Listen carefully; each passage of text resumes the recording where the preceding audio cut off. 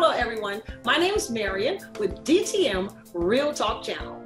It's the channel that you can tune into, have the ability to listen to the thoughts of others about topics all over the world that touch every one of our lives.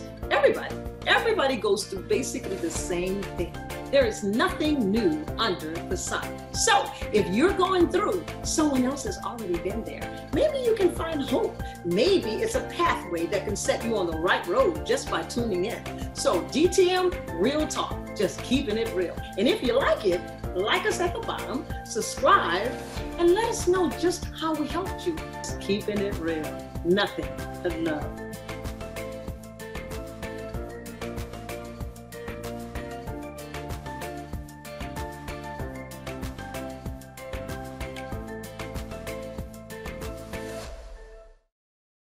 Hello. Welcome to DTM Real Talk, and we're just keeping it real tonight, wherever you are, morning, noon, night, and whatever time it is where you are. So hello and welcome back. If this is your first time tuning in, thank you so much. Please like, share, and subscribe. Get this channel out to all your family and friends because something might be said that can help, encourage, inspire, or just to comfort. So last week we heard Jerrid Kelson as he shared a story of the obstacles he went through as a child with his father, and rejection being that hard pill to swallow. That's a hard pill to swallow for anybody, guys, but as a child, and he ended up going to prison. So he's going to share that with us tonight and share his story. So you guys tune in. I'm excited about hearing the rest of it. And he's got one more next week. So stay tuned. Here you go. Welcome to DTM. This is DTM Real Talk, and we're just keeping it real. And guess what? We are back. Taz is back to tell us about his story. He kind of shared with us last week the different things he went through with a relationship, or should I say non-relationship, with his dad. Because of whatever his dad was going through at the time, and the separation of his siblings from himself, which his dad did, and he has no apparent reason why. And he came into my life about age 14, and age 16, he left home from the last straw. He said his daddy hit him with a golf club. So, hey, Taz, tell the people hello. How y'all doing, man? Did I say all that right? Yes, he did. I mean, he didn't hit me with the golf club. I'm not going to put that on. He swung it at me, though. Okay, swung it. Well, fix it, because I watched what it says, though. I ain't going to put that on. Last week, he grabbed the golf club. I thought he hit you with it. He definitely grabbed it, though. Okay. Okay, so after he grabbed the golf club the last time, you said, this is it, and you left, correct? I left. Yep, that was it. So talk about that. After that, it was... I was in the streets, ripping and running, going from one girl to the next. I was young, 16. So started hanging with older people, doing stuff like that, knowing I was supposed to be in school. Stopped going to school altogether. I mean, I'd be around school, but I would never really be in school. I was one of those people. And then it was from that, I was just on that hill with that downward slant. So, and I ended up going to prison, ended up catching a case in Houston, Texas, aggravated assault with a deadly weapon, ended up shooting this guy twice. And by the grace of God, he didn't die, because if he'd died, I'd probably still be in jail right now. Okay, so, what did you shoot him for? I was on drugs. I gave him some stuff that he needed to sell for me. He didn't have my money fast enough. Some slick words were said. People thinking stuff funny, and then I just ran to the car, ended up shooting at everybody out there. Okay. I'm interested in that. So back up a little bit, and I know you got involved in drugs. Okay, you got involved in drugs. So it sounds like you got involved in selling drugs as well, right? Yes. Mm-hmm. So talk to the young men about that. First of all, how did that happen? Because I had a young guy that came on and explained his side of the story before. So how did you get involved in drugs? Talk about that for a minute. I mean, it started from just smoking weed to, all right, let me sell the weed, because I don't want to just be smoking it just because, I don't want to be, I felt like I was one of the people, I don't want to just be smoking it and I got to keep continuously pay for it. Like, I got to go buy this, I got to buy that. Nah, I would rather go get a whole lot of it and make enough money for me to smoke it and still make some money. So that's how that started. Mm-hmm. Start selling. Okay. So you start selling drugs, and did you ever catch a charge for selling drugs? Never caught as far as like a weed case, like I end up doing something for me to get caught with weed. Okay. Like as far as me selling drugs, or I got caught initially selling drugs, never have I ever. Okay. So this guy was supposed to be doing something for you, and he didn't come through. Yes, ma'am. And by you being on drugs, and weed didn't make you do that, I know, because I used to smoke. Nah, I was on exos. I was on ecstasy. Okay. Yeah. That was the craziest stuff. All of us crazy. But that was I was just really just hyped. So is that like pills? Y'all don't laugh at me out there. I don't know. I did do all that kind of stuff. I did Black Mollies. I did cocaine. I did Valiums, all that. But I don't know what this is. What you talking about? It's like a form. It's a form of all that. You can get a form of cocaine in it. You can have a form of heroin in it. You can have a form of speed in it. It's just a different form. But it's like an upper. It's not a downer that makes you, you know, kind of mellow. It's an upper. It gets you up. It gets you hype. Like, so it's hard to explain. So hype where you going crazy, you can shoot somebody. I mean, it's just hype. Like you high on your emotions. You just, it's hard to explain, but it's like everything is times 10. Okay. Like all emotions, all feeling, all just everything is times 10. And at that time, I mean, some people do different things. But I used to pop them and I really be like hustling. Like it made me want more money. It made me stay up and never miss like a beat. Made me stay on point. Made me move a little faster like than everybody. Like I was always on the move, always on the go. I was always the person to call. I was always the person that was gonna move around for somebody. Like that's who I was. That's what type of hustler I was. And that made me just keep going. Okay, so that gave you a false sense of security. False sense of, I'm gonna say confidence, a false sense of confidence. Yeah, confidence, yes. False sense of confidence, yes. Where you can just go shoot up folk and feel all right. Yes, that's how I kind of get. I'm just trying to understand. I'm trying to understand. Yeah, that's what it is. Okay. That's what it is. So today, let the people know, today you don't do that. Nah, not today. See, today you don't do that. Praise the Lord. Okay. I just know I ain't seen you in a long time, but I know we just keep it real over here. Okay. So we did that and we caught this charge. That's how you say it, caught a charge. See, I'm trying, y'all. I said caught a charge. See, I would have been saying, boy, you went to jail. No, he caught a charge. How you do that? But anyway, caught a charge. Okay. I mean, I understand. I'm just trying to get the people to understand that I'm trying to learn here. I went to jail. Okay. I went to prison for 6 years. Okay, you went to prison for 6 years. Now that was, even though you was in juvenile detention and stuff like that, that was quite different. Yeah. So talk about that when you first went in there. Can you remember how you felt? How I felt, it was like, I got 6 years. Like, I got 6 years. I couldn't believe it when I first initially signed for my time and I ended up going and I was in TDC and it was just like the first week, it was just like, I'm going to be away for a long time. I felt like a book that was about to get put on a shelf. Wow. For a very long time. Wow. And so 6 years. So did you do a lot of reading or writing? I did a lot of reading, did a lot of writing, a lot of exercising, a lot of thinking. Like what else you going to do, right? Yes. I did a lot of everything. So did you do a lot of praying? You know, did you do a lot of praying? I don't think I missed a day in there.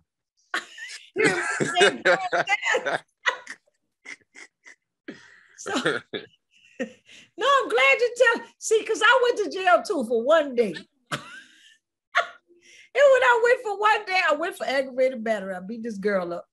Got stabbed in the neck right there. Okay. But I realized that ain't where I was supposed to be because I wasn't. Yeah. That's exactly how I feel. Like, yes. So I'm thankful to God that I didn't go any further. However, you have the story to tell the folks you don't want to go there. And I mean, it's not what the stories say. First off, I can give you all clarification. It's a mental breakdown. Yes. Okay. That's all they're trying to do to you. They are trying to break you in every sense when you go inside of there.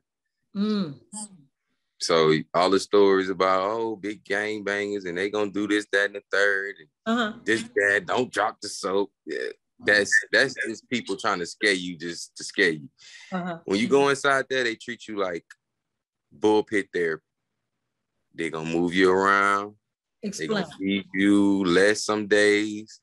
They'll configure some new type of schedule just to see how y'all gonna react. Okay. They treat you like you an animal. Like literally an animal. They'll break you until you submit. They'll do everything possible in the state of law to break you so you'll submit. Because they just want you to follow rules. I mean, that's just normal though. Right. But it's just like for young black dudes, and when you go in there, that rowdiness we have, that's what they aim to break because they see that as us being an animal. And it's really just our nature to be that way. But that's what they want to break. Okay. They don't like that. Okay. Sounds something like a guy told me that the military in boot camp, how they help you to become a better man by breaking that. Nah, I can say this. I have a cousin. The same time I went into prison, he went to the military. Okay. He is the exact same way as me right now today. Wow. Wow. Okay. So you did it 6 years, right? And when you came out, let's talk about that. The day that you found out that you were coming out that day. I mean, I knew I was coming out because I did my whole sentence. I did my whole 6 years. So that was my due date. Okay. So, I mean, I was excited, honestly. I was excited, happy, because by this time I didn't been through so much inside of there. Like I actually went through things in there that I would probably never have went through if I'd continued on with regular life.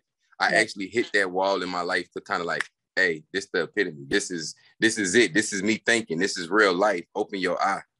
And that's what I learned that in there. That was my wall. That was my brick wall to make me understand what life truly is. And then once I got out here, I just knew the playing field was bigger. So you're saying, I think I'm hearing that there's a lesson that you did learn while in there. Yes. Okay. And literally, bro, I felt like I shattered myself in there. I felt like I did it to myself before I let them do it to me.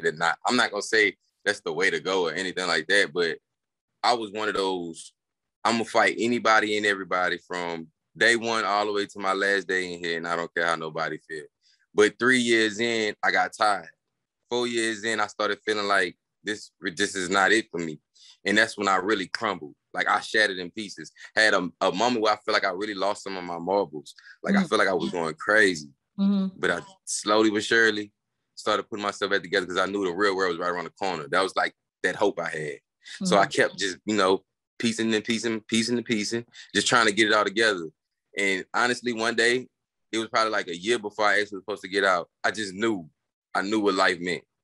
I knew that all the dollars and all that, I got to do this, I got to feel like this, I got to move like this or be like this, doesn't even matter anymore. Wow. That's deep. So what matters to you more now that you're out?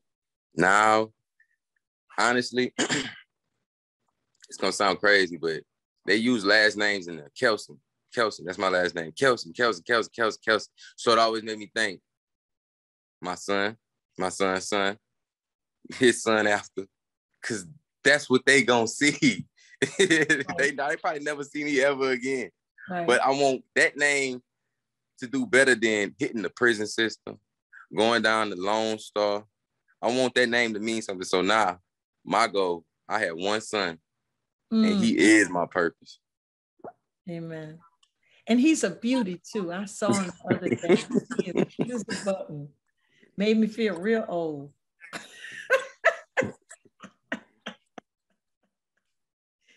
Well, thank you. Yeah, so I think I got this right. I'm a repeater. Let me see.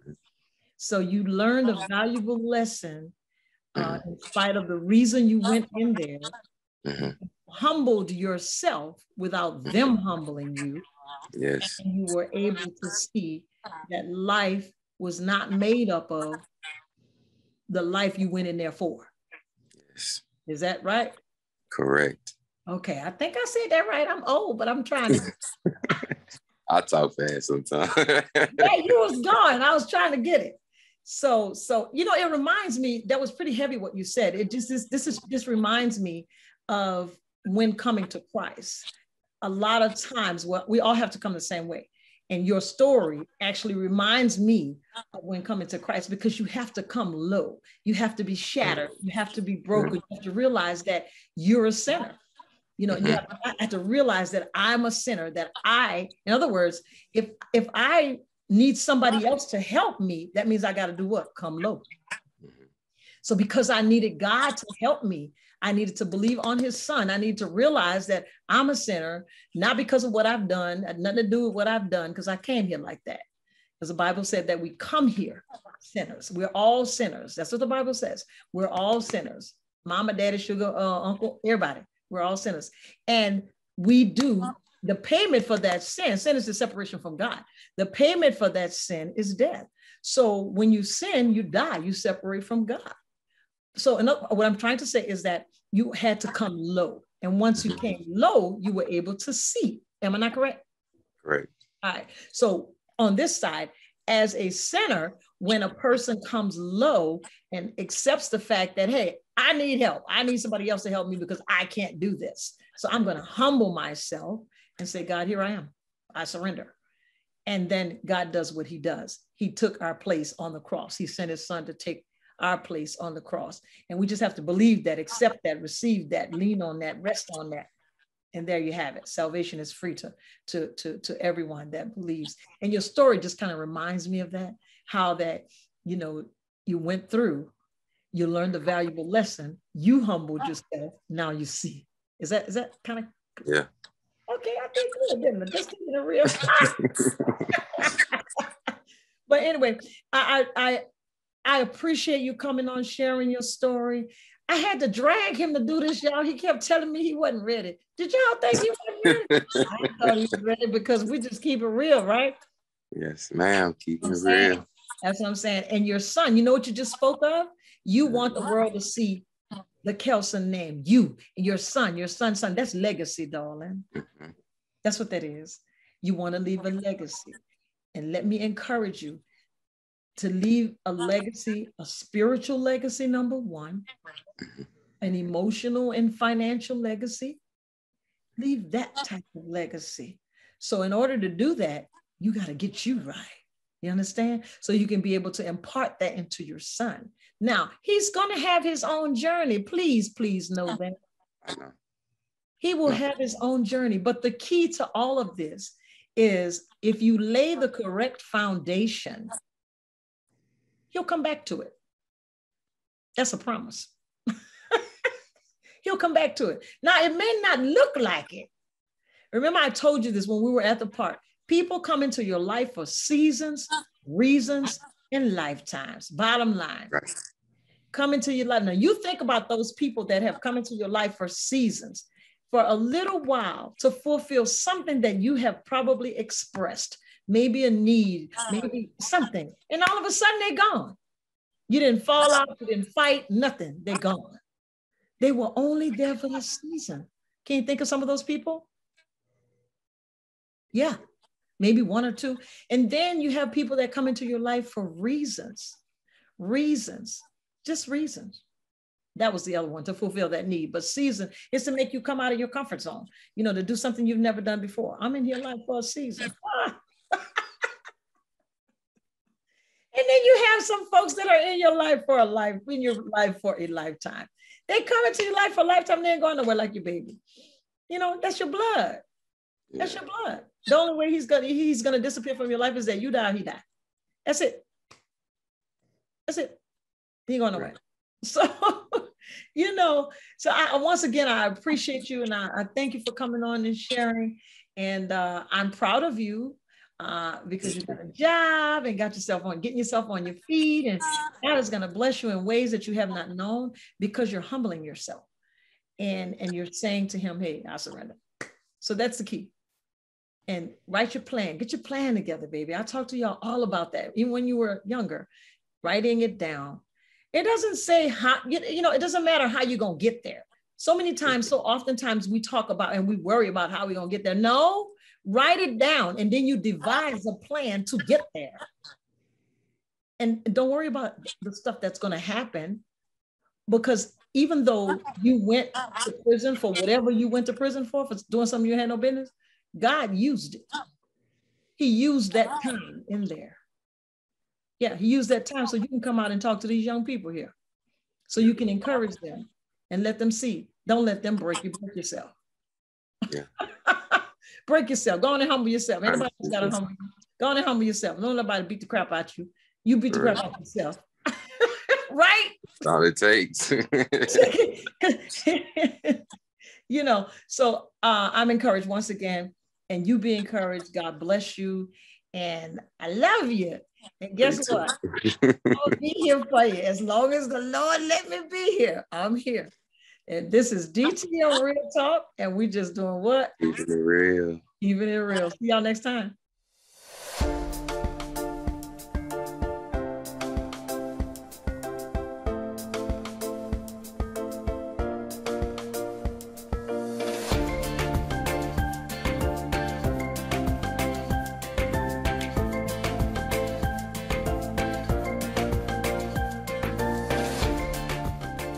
Thanks for watching DTM Real Talk. Be sure to join us for more conversation. And oh yeah, don't forget to hit that like button, share, and subscribe while you're there.